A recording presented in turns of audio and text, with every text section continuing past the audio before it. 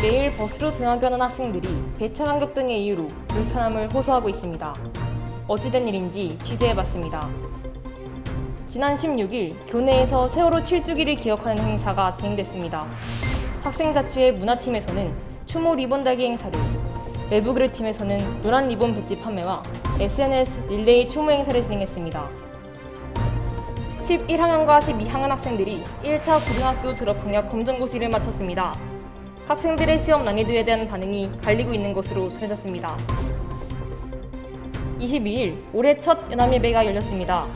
이번 봄학기 연합예배는 부활절 및 소명학교 이전 감사예배로 온 오프라인으로 진행됐습니다.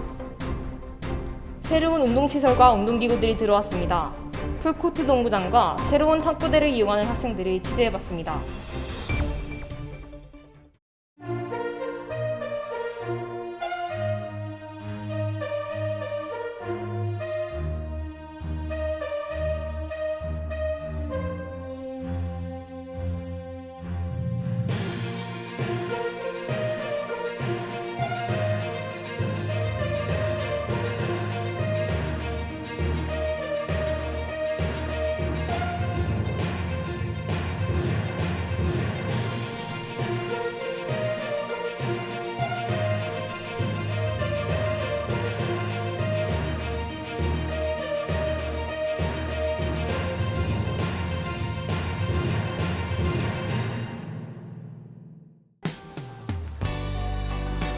우유 좋아해요?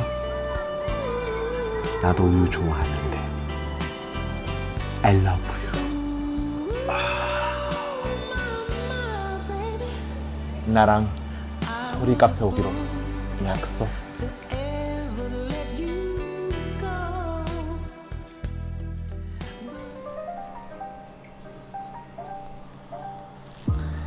나랑 소리 카페 오기로 약속.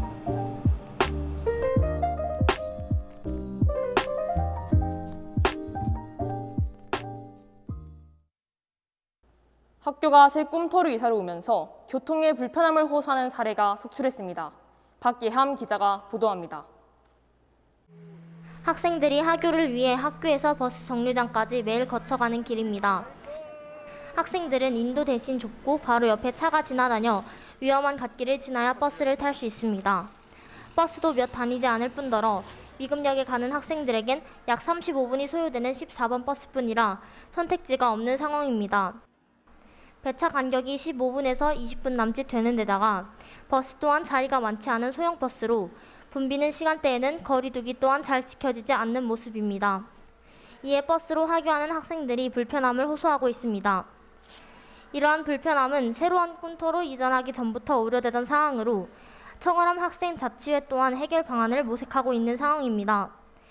이에 지난 4일 청월함 자치회의에서는 경기도 용인시청에 전화 민원을 통해 해당 정류장을 지나는 버스 증대를 요청한 바 있습니다. 학생들의 안전하고 편리한 하교를 위해 신속한 해결 방안이 필요해 보입니다. 이상 뷰 박예함 기자였습니다. 지난 4월 초 1차 고졸 검정고시가 있었는데요. 우리 소명학교에서도 11, 12학년 학생들이 검정고시를 치렀다고 합니다.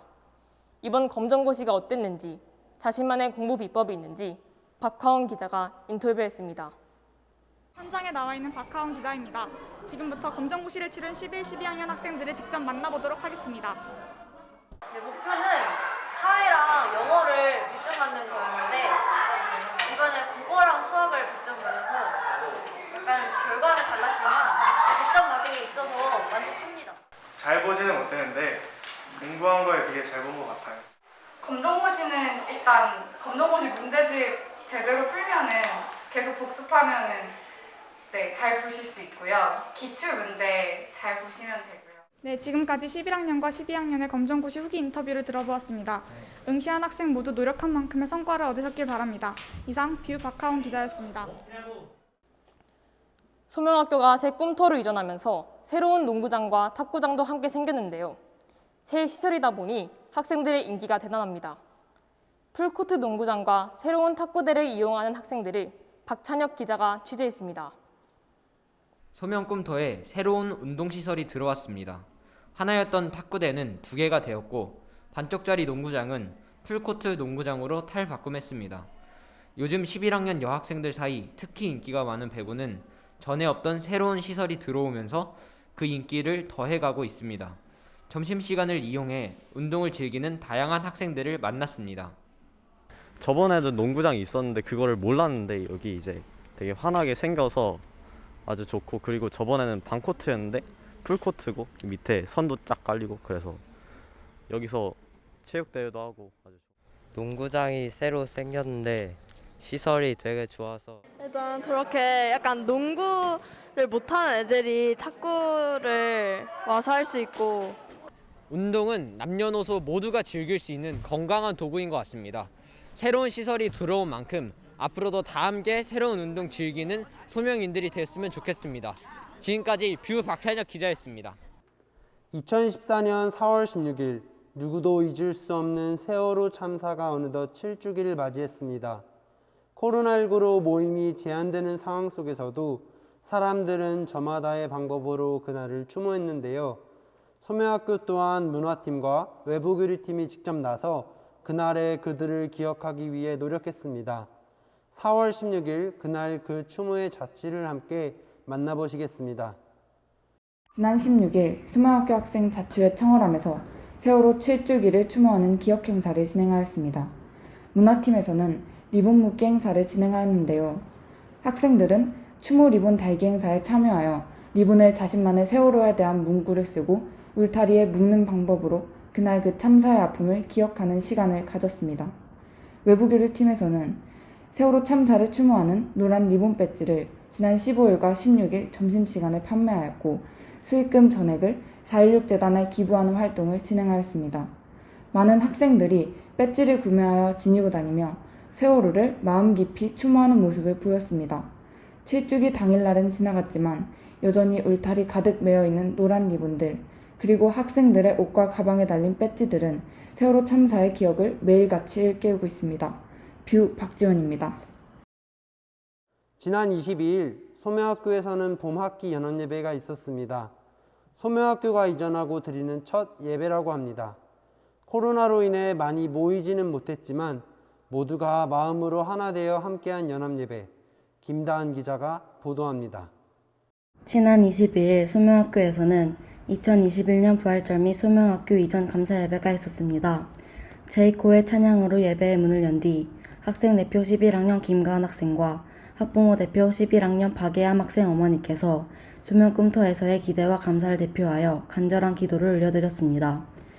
소명교육선교회의 이사이신 김영수 목사님께서 이사야 말씀의 본문으로 소명인이여 비상하라라는 제목으로 설교하셨으며, 마지막으로 꿈쌤께서 소명꿈터의 헌신에 관해 학부모와 제자들 그리고 선생님들께 진심 어린 감사 인사를 전하셨습니다.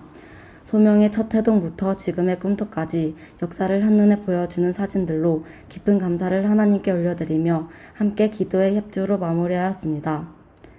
뷰 김다은이었습니다. 뷰 뉴스룸에서 준비한 4월 소식은 여기까지입니다. 다음 5월에도 소명학교의 여러 소식을 가지고 다시 찾아뵙겠습니다. 건강 유의하십시오. 지금까지 뷰 뉴스룸 아나운서 김다별, 이다윤이었습니다. 시청해주신 여러분 감사합니다.